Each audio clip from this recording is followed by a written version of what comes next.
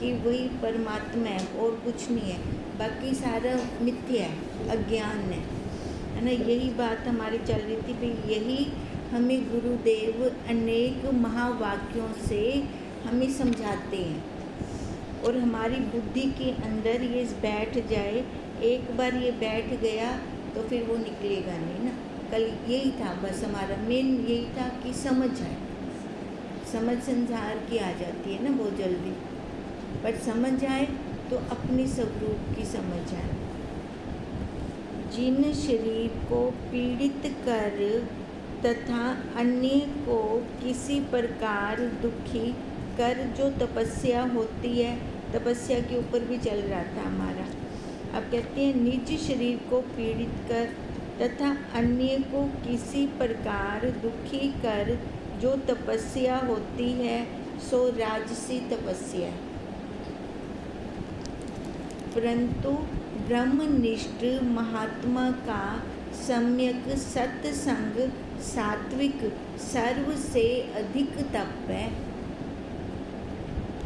आगे आगे जो ब्रह्मनिष्ठ महात्मा का जो तप है ना सबका, है ना, देखो सात्विक तप है वो। जैसे अब हम हैं यहाँ पर आ रहे हैं, है ना, घर से चल कर आए ना।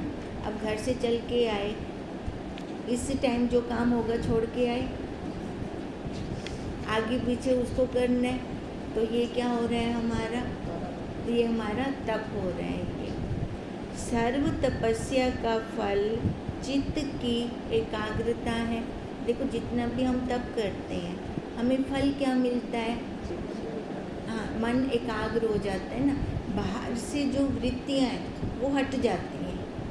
नहीं तो अकेला बैठा हो, इंद्रियां आराम से बैठी हैं, कोई काम नहीं कर, तो मन चल रहा है उस टाइम। जब इंद्रियां चल रही होती हैं तब मन नहीं चलता। जब इंद्रियां नहीं चल रही होती, शांत बैठी हैं, फिर मन चलता है। फिर पता नहीं कहाँ कहाँ से क्या क्या लेकर आ जाता है। अब तप का फल क्या मिला कि मन हमारा चलना बंद हो गया, मन का शोर बंद हो गया। चित्त की एकाग्रता से सर्व चित्त आदिकों में अनुगत सत चित्त आनंद मन आदिकों के साक्षी निज आत्म स्वरूप का स्वयं प्रकाश रूपता करके अनुभव होता है। अब जब मन चलना हमारा बंद हो गया, है ना, अब कोई वृत्ति नहीं उठती। अगर वृत्ति उठती है तो हमारे महावाक्यों की उठती है। उसमें क्या होता है, अंधेरा हट गया, अज्ञान के बदल छट गए। अब सीधे उस सूरज के दर्शन हो रहे हैं, सीधे उस अपने साक्षी स्वरूप का हमें प्रकाश का हम अनुभव कर रहे हैं। दिखेगा तो नहीं, क्या होगा, अनुभूति होगी। अब देखो संसार में ना 4 प्रकार के लोग हैं। एक तो जो भगवान को मानते ही नहीं है, अति नीचे हैं। उससे थोड़ी ऊपर स्टेज पे जाते हैं जो परमात्मा को बाहर मानते हैं। है परमात्मा है पर बाहर है। अब थोड़ा उससे एक और ऊंची स्टेज है जो परमात्मा को देख रहे हैं, कण कण में देख रहे हैं। ये थोड़ी और उससे ऊंची स्टेज है। अब एक स्टेज है कि जो उसकी अनुभूति अपने अंदर करते हैं। परमात्मा की अनुभूति कण कण में तो है, पर अपने अंदर तो अनुभूति ना की ना। कैसे है ये? हाँ, वो पता नहीं है कैसे है। तो देखो सबसे उत्तम कौन है, उत्तम योगी वही है जो परमात्मा को अपने अंदर देखता है। मैं परमात्मा हूँ, और बाहर दिखाता भी है। परमात्मा अपने अंदर है कैसे, और मैं परमात्मा हूँ, ये जब इसकी अनुभूतियाँ होती हैं सबसे उत्तम स्टेज है। अब देखो अर्जुन गया था कृष्ण जी के पास, तो वो परमात्मा भाव से नहीं गया था, पर श्रद्धा थी। अर्जुन को श्रद्धा थी, अब श्रद्धा थी तो कृष्ण ने कहा ना तू मेरी शरण आ जा। अब सारथी कह रहा है तू मेरी शरण आ जा। हमें कोई ड्राइवर बोल ले भी तुसा मेरी शरण आ होनो आपा मनसो आपा को क्या आखसो तू सीधी बस सीधे रंग गाड़ी चला आपा उनकी बातें गालते विश्वास भी कहना कर सो। अब पर अर्जुन ने कोई किंतु परंतु नहीं की। अब जैसे अर्जुन ने खाली कृष्ण को ही मांगा, सेना छोड़ दी, नहीं तो कोई और होता तो क्या कहता, खाली एक हिंदे नल क्या थी उससे। हाँ दुर्योधन वही बात है ना, दुर्योधन ने तो सेना मांगी। अब अर्जुन को ये था कि कुछ अनुभूति तो है, वो अनुभूति वो अनुभव अपने आप का अनुभव भी यहाँ से मेरे को वो अनुभूति होगी, कृष्ण जी से अनुभूति होगी, वो प्रकाश जो है वो दिखेगा प्रकाश, तभी श्रद्धा की ना। अब देखो वही बात कह रहे हैं कि निज साक्षी निज आत्म स्वरूप का स्वयं प्रकाश रूपता करके अनुभव होता है। ये अनुभव हम स्वयं कर सकते हैं, गुरुदेव हमें रास्ता दिखा सकते हैं। अनुभूति तो हमारी होगी, पानी ठंडा है गर्म है वो अनुभव तो मैं करूँगी ना, कितना ठंडा है कितना गर्म है ना। सामने से कह दिया पानी गर्म है ध्यान रखिए, और मेरे को तो कह नहीं पता, उन्हें तो आँख दिता। अब वो अनुभूति कौन करेगा, स्वयं को होगी ना वो अनुभूति। ऐसी उस साक्षी की अनुभूति हमें स्वयं होगी जब हम मानेंगे कि परमात्मा बाहर कहनी। जैसे किसी भी साधन से वायु स्थित होने से जलगत सूर्य भी स्पष्ट भान होता है। जल हिलदा पे तहुं प्रतिबिंबित हिल से सूरज दा, अगर जल स्थिर खड़ा है वो प्रतिबिंब सबको सूरज दा एकदम स्पष्ट दिखता है। अब ये चित्त रूपी जल अंदर हिल रहा है तो अंतःकरण में, तभी तो मैं भान नहीं होता ना। जो मैं स्वयं हूँ उसका मैं अनुभव नहीं ले पा रही। क्यों नहीं ले पा रही, हिल रहा है, संसार है सारा भरा पड़ा है, हिल रहा है ना, तभी हिल क्यों रहा है। संसार के विषय अच्छे लग रहे हैं, मन स्थिर नहीं है ना, मन बाहर जाता है, वृत्तियाँ एकाग्र नहीं है हमारी, तभी हिल रहा है वो। अगर वो टिका रहे फिर तो अनुभूति होगी ना अपने आप की।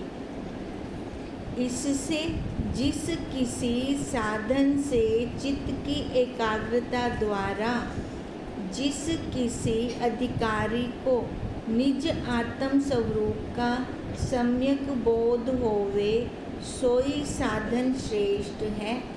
देखो अब हमें क्या करना है, जिस भी साधन से, है ना, अब जिस भी साधन से चित्त की एकाग्रता हो, बस अधिकारी को। अब इस तरफ ध्यान कौन देगा, जो अधिकारी होगा, जो जिज्ञासु होगा, है ना, जिसको तड़प हो गई कि मैं वो कहते तो हैं गुरुदेव भी वो तेरे अंदर है परमात्मा, वो तू है, उसकी अनुभूति कैसे लूँ, वो तो अनुभव हो नहीं रहा। जिसको तड़प होगी वही चित्त को पहले एकाग्र करेगा। एकाग्रता हमारी प्रथम सीढ़ी है। जो चंचल मन है ना वो टिक कर बैठ नहीं सकता, वो इधर उधर भटकेगा। तो वो इधर उधर भटकेगा तो अपने आप को कैसे देखेगा, वो तो बाहर देखता रहेगा ना फिर। अब देखो अधिकारी के प्रथम सीढ़ी क्या है, चित्त की एकाग्रता जिस मर्जी साधन से होती है। साधन बताए ना, अनेक साधन। एकाग्रता से अधिकारी को निज आत्म स्वरूप का, फिर क्या होगा, उसको निज आत्म स्वरूप जो वो स्वयं है, जो हम स्वयं हैं, उसका बोध होगा। कैसा, सम्यक, यथार्थ, यथार्थ। सम्यक बोध होने से वही साधन श्रेष्ठ है। जैसे आव खाने में मतलब है, चाहे किसी वृक्ष से मिले, जैसे आम खाने से मतलब है, जहाँ से मर्जी मिले। ऐसे हमें अपने आप तक, अपना स्वयं प्रकाश जो हम हैं वहाँ तक मतलब है। वहाँ से देखो हमें कहाँ से भी ज्ञान मिल रहा है। यही भी जाते हैं सत्संग में, जैसे मतलब आम खाने से मतलब ये बस आम खाने का मतलब है कि हमें अपने स्वरूप तक पहुँचना है। उसके लिए साधन चाहे हमें ज्ञान हमें कहाँ से भी मिल रहा है, पर जब हमें एक बार हमारे तत्वज्ञ गुरुदेव मिल गए तो जगह जगह नहीं भटकना। अगर हम जगह जगह भटकते रहेंगे तो हमें अपना खुद की अनुभूति नहीं हो पाएगी। कोई किस साधन से चलाएगा, कोई किस साधन से चलाएगा हमें। पर जब हमें पता लग गया कि हमारे गुरुदेव जहाँ पहुँच चुके हैं वो हमें वहाँ तक पहुँचा सकते हैं, तो हम उनका हाथ क्यों छोड़ें। फिर जब हमारे अंदर ये दृढ़ निश्चय होगा, ये एकाग्रता होगी, फिर वो भी नहीं छोड़ेंगे हमें, है ना। श्रद्धा का सबसे बड़ा रोल है यहाँ पर। अगर एक एक जगह पे भटकते रह जाएंगे तो भी मुसीबत हो जाएगी। टिक जाए, एक जगह पर टिक जाए, जहाँ टिक जाएंगे वहाँ हमारा काम बन जाएगा। पर हमारे गुरुदेव तत्वज्ञ गुरुदेव होने चाहिए। ये ना हो कि वो परमात्मा बाहर दिखाएं, नहीं, परमात्मा जो हमें अंदर दिखाता है वही हमें वहाँ लेकर पहुँचाएगा। वहाँ हम पहुँच सकते हैं उनका हाथ पकड़ के। अपने बल से तो बहुत यात्रा लंबी हो जाएगी। गुरुदेव का बल साथ लेके चलें तो यात्रा छोटी हो जाएगी, जल्दी पहुँचेंगे। और उसमें मेन रोल है श्रद्धा का। श्रद्धा पूरी हो, समर्पण पूरा हो अपने गुरुदेव के प्रति। हे संतो, बंध मोक्ष तो शास्त्रों में किंचित किंचित कामनाओं में मन राखी है। देखो, बंध मोक्ष तो शास्त्रों में किंचित किंचित कामों में मन राखी है। अब शास्त्रों के अंदर मनोकामना को पूर्ण करने के लिए हमें बहुत कुछ बताया गया है। भी ये तप करो, ये तप करो, तो उससे क्या होगा, हमारी मनोकामना पूरी होगी। अच्छा, मनोकामना पूरी होगी फिर क्या होगा, उसका फल तो हमने यही ले लिया, अपने आप से दूर हो गए, फल यही ले लिया, ख़त्म हो गया ना हमारा। हमने अपने लिए तो किया नहीं। अच्छा, मनोकामना के लिए, पूर्ति के लिए जो हम तप करते हैं ना, वो विधि से होता है। एक ही आसन हो, एक ही समय हो, एक कपड़े हो, टाइम एक हो, वो प्रॉपर विधि होती है उसकी, क्योंकि हमने अपनी मनोकामना की पूर्ति करनी है। और अगर अपने स्वरूप के लिए हमने करना है कुछ, तो जब मर्जी, इसके लिए कुछ नियम नहीं है भी एक आसन हो, ऐसा कुछ नहीं है, एक कपड़े हों। उसके लिए, उस ब्रह्म के लिए तो जो मूर्त ही मूर्त है, हर टाइम मूर्त है।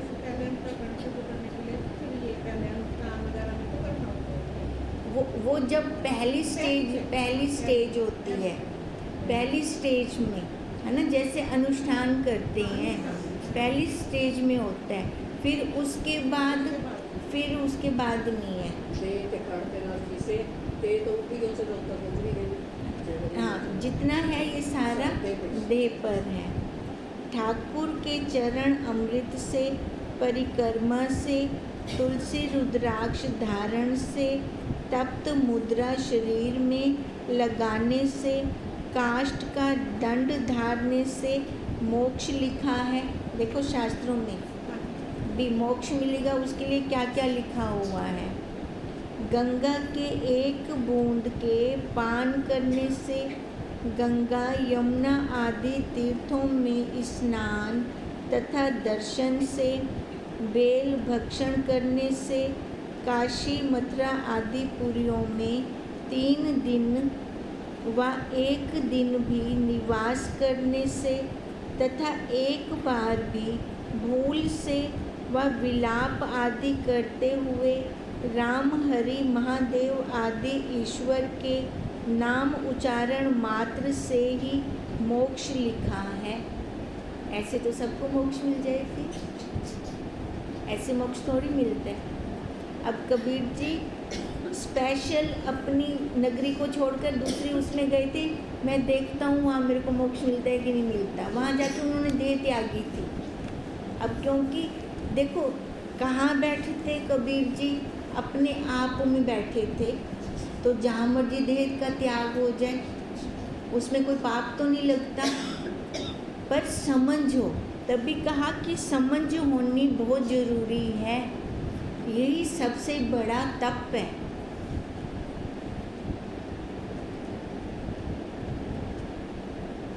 नेति धोती आदि क्रिया करने से मोक्ष आदि फल लिखा है। श्राद्धों के करने का फल भी मोक्ष ही लिखा है। सूर्य आदि के दर्शन से, एकादशी आदि व्रतों से, सूर्य आदिकों के स्तोत्र पढ़ने से मोक्ष लिखा है। गो दर्शन पंचगव्य ग्रहण के क्या बड़ा पुण्य लिखा है। गोदान तो मोक्ष का कारण ही है। अब जिसने गाय दान कर दी तो फिर तो उसके लिए मोक्ष हो गया, उसको तो मोक्ष मिल जाना चाहिए। कहाँ तक लिखें हजारों कामों में ऐसा फल लिखा है, परंतु सो सर्व मरे पीछे होगा। प्रत्यक्ष नहीं है ना। ये देखो मरण दे बाद थी से और मरण दे बाद क्या डिठा, हाँ कहाँ गया कहाँ ना गया, पहले तो किसी ने नहीं देखा ना। ऐसे ही मरे पीछे दुख रूप बंध के कारण भी अनेक लिखे हैं, जो अत्यंत कठिन है। तिससे अन्यथा करने से बंध रूप नरक लिखा है। अगर ऐसा नहीं करते तो नरक मिलेगा। सो गृहस्थ विमुख सज्जन साधुओं से भी पेशाब विधि कदाचित भी पालन नहीं होता, तो व्यवहारियों से कहाँ होगा, इत्यादि और भी जान लेना। अब देखो, अब जैसे संन्यास जिन्होंने ले लिया, ठीक है, संन्यास लेने के बाद भी उनकी काम वासना नहीं गई, तो कहते हैं गृहस्थियों से कैसे होगा। फिर इसका मतलब तो फिर तो किसी को मोक्ष हो ही नहीं सकता, सारे ही चक्कर खाते रहेंगे फिर तो। पर ऐसा तो हमने देखा नहीं है ना। अब कितने ब्रह्मविद हो गए हैं जो गृहस्थी थे। इससे यह मालूम होता है निर्यतन ही सर्व स्त्री पुरुष मनुष्य योनि बंध होवेंगे, छूटने का तो कोई उपाय ही नहीं है। और मोक्ष कथन वाले शास्त्र को देखें तो अनायास सर्व मोक्ष होने चाहिए, है ना। फिर देखो अगर वो जहाँ लिखा हुआ है वहाँ जाके शरीर का त्याग करते हैं तो उनको तो मोक्ष हो जाना चाहिए, अगर हम वैसे देखते हैं तो। क्योंकि ऐसा स्त्री पुरुष कोई नहीं जो मोक्ष के कारण एक बार भी हरि का नाम उच्चारण आदि मोक्षदायक कर्म ना करे। खाली हरि का नाम उच्चारण से अगर मोक्ष मिल जाता है तो कहते हैं ऐसा कोई भी पुरुष नहीं होगा जो हरि का नाम ना उच्चारण करे, तथा बंध के कारण मल त्याग आदि विधि को उल्लंघन ना करे। सर्व बातें शास्त्र की हैं, किसको सत्य कहें किसको असत्य कहें। कुछ अकल काम नहीं करती, सत्य है तो सर्व सत्य है, और अगर असत्य है तो सर्व असत्य है। इससे ना बंध सिद्ध होता है ना मोक्ष सिद्ध होता है। इससे यह सिद्ध हुआ कि मोक्ष शास्त्र तो शुभ कामों में प्रवृत्ति बोधक हैं, और बंध बोधक शास्त्र अशुभ पाप कामों से निवृत्ति बोधक हैं। कहते हैं अब इससे ना देखो, ना तो बंध सिद्ध होता है ना कोई मोक्ष सिद्ध हो रहा है। सिद्ध क्या हो रहा है कि जो मोक्ष शास्त्र है शुभ कामों में प्रवृत्ति करवाते हैं हमारी, भी मोक्ष चाहिए तो ये काम कर, है ना, प्रवृत्ति करवा रहे हैं। जैसे हम एक छोटे से बच्चे को कहते हैं ना, मंदिर चल, वहाँ जा, मत्था टेक, तेरे को भगवान जी देंगे, उसकी श्रद्धा कैसे बनाए? अब पहले उसको अंदर दिखाएं तो दिखेगा तो नहीं उसको, है ना, और बाहर कहाँ दिखाएं, भी किसी हाथ पैर वाले के अंदर श्रद्धा करवाएं तो भी नहीं होगी इतनी जल्दी। मूर्ति के अंदर श्रद्धा हो जाएगी। अब मूर्ति के अंदर श्रद्धा होगी तो हमने उसकी प्रवृत्ति करवाई है। और जो बंध बोधक शास्त्र हैं वो अशुभ कामों से बचाते हैं।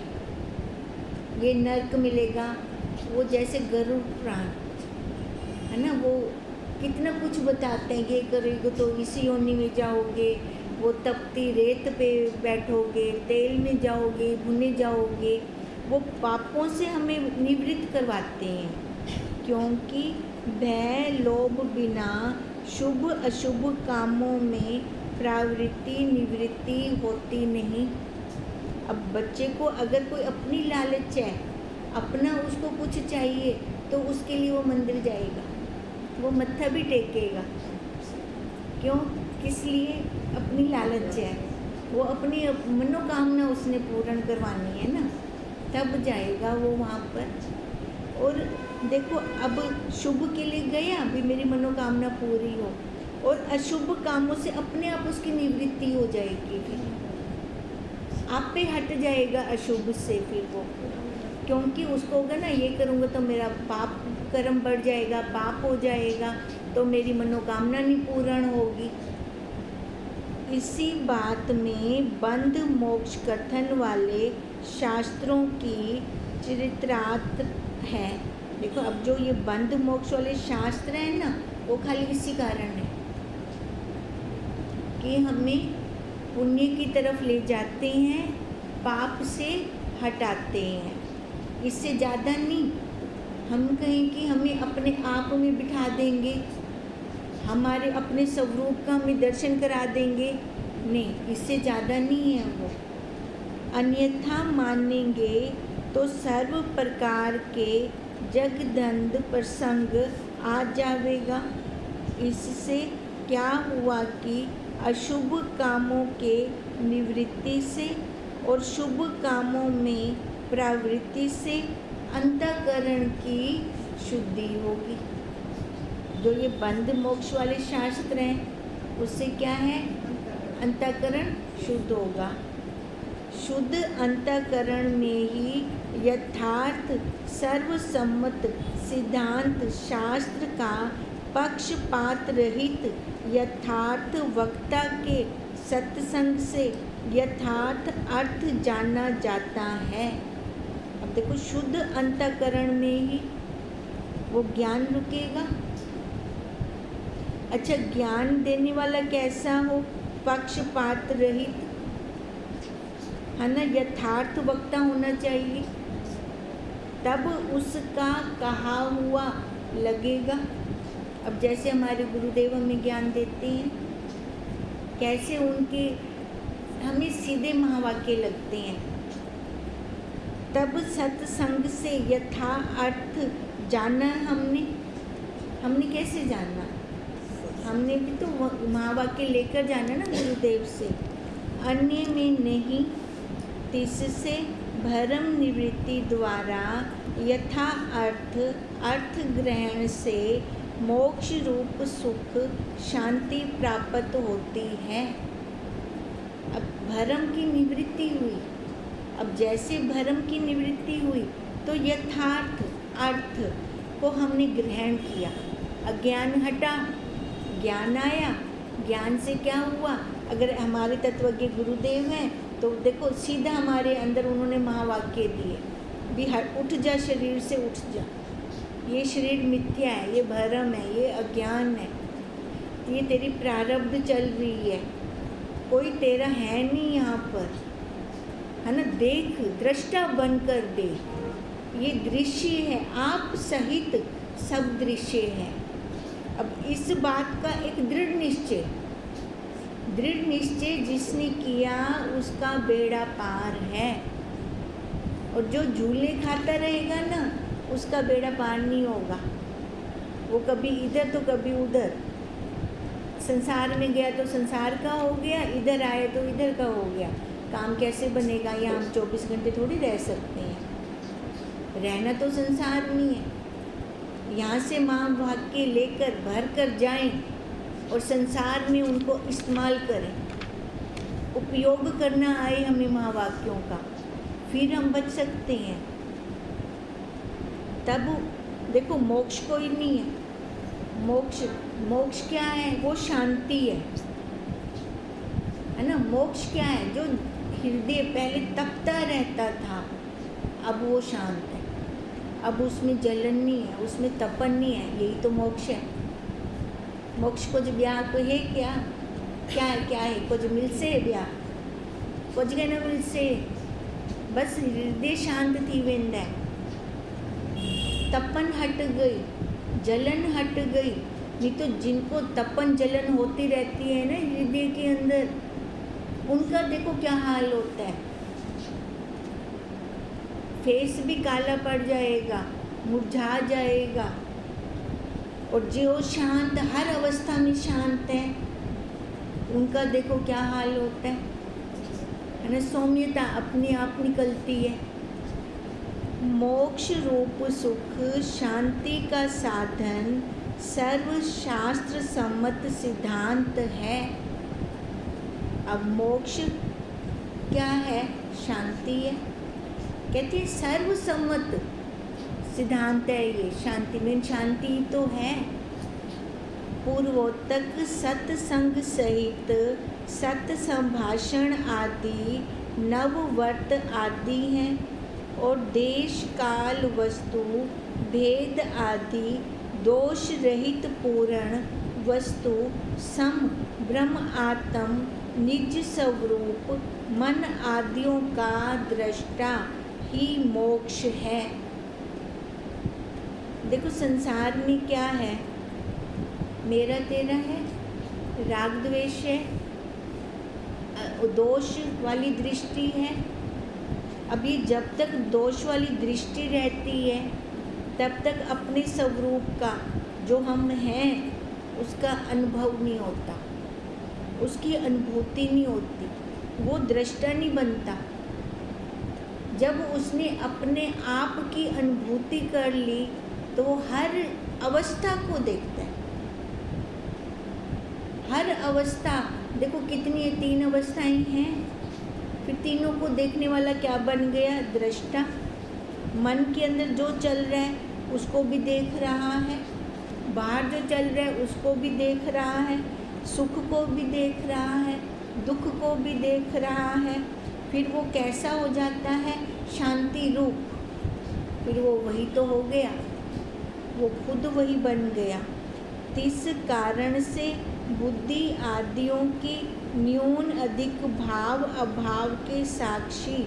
अब देखो, अब बुद्धि में जो आता है, बुद्धि क्या करती है? निर्णय करती है। अब उसका भी वो साक्षी हो गया, उसको भी वो देखने वाला हो गया। साक्षी ब्रह्म आत्मा में ही स्थित होता है।